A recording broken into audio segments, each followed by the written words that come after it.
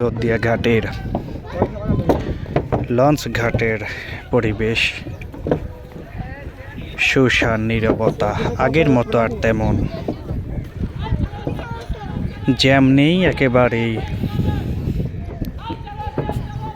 নীরবতার মধ্যে এখানকার যাত্রী সাধারণ তারা যাওয়া আসা করেন। একেবারেই দিয়া লঞ্চ ঘাট, আমরা যেই সিঁড়িটির উপরে আছি এটি অনেক উঁচু, দেখুন অনেক নিচু হয়ে পড়েছে এখনকার ঘাট, যেহেতু পদ্মা নদীর পানি কমে গিয়েছে, যার কারণে কিন্তু দেখুন ঢাকা থেকে লঞ্চ আসছে।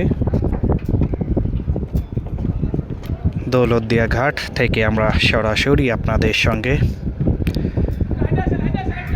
এইমাত্র একটি লঞ্চ আসছে, যেটি পাটুরিয়া থেকে অসংখ্য যাত্রী নিয়ে এইমাত্র দৌলতদিয়া ঘাটে আসছে। দেখুন নদীর মধ্যে কিন্তু চর জেগে আছে, অল্প জায়গার মধ্যে কিন্তু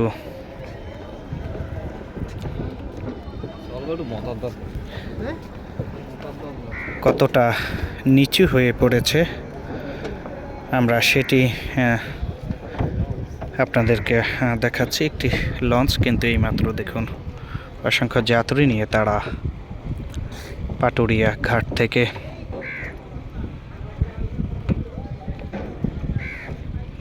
এমভি তিতাস এইমাত্র দৌলতদিয়া লঞ্চ ঘাটে সকলকে স্বাগতম জানাচ্ছি আমরা রাজবাড়ী জেলার দৌলতদিয়ার লঞ্চ ঘাট থেকে।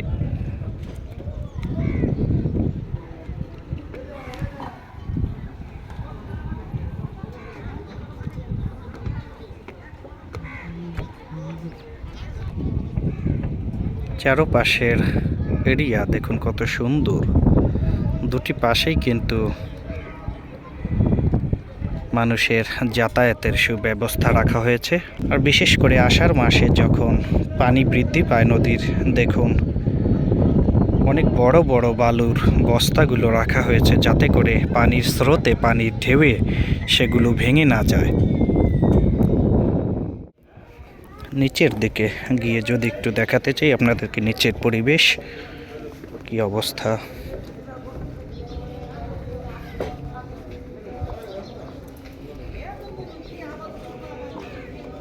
দৌলতদিয়া ঘাট থেকে এইমাত্র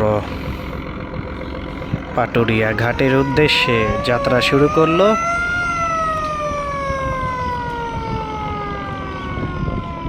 অনিক এন্টারপ্রাইজ নামের লঞ্চটি, যেটি যাত্রা শুরু করেছে পাটুরিয়া ঘাটের উদ্দেশ্যে।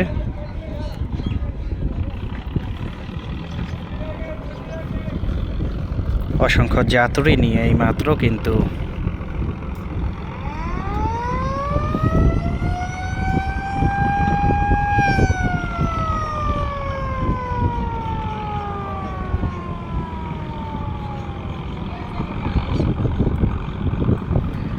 ঘুরছে, ঘুরে পিছনের দিক দিয়ে ব্যাগে গিয়ে এইমাত্র সেটি ঘুরে যাত্রা শুরু করলে এমভি অনিক পাটুরিয়া ঘাটের উদ্দেশ্যে দৌলতদিয়া লঞ্চ ঘাট থেকে।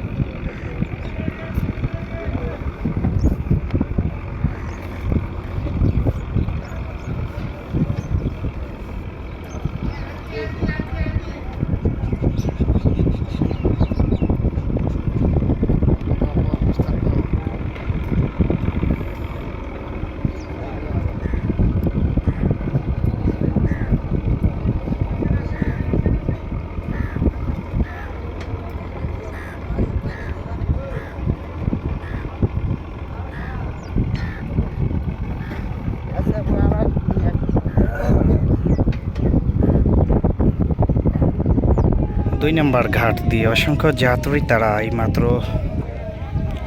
ঢাকা থেকে এসেছে, দেখতে পাচ্ছেন তারা ডান পাশের গেট দিয়ে তারা উঠে যাচ্ছেন এইমাত্র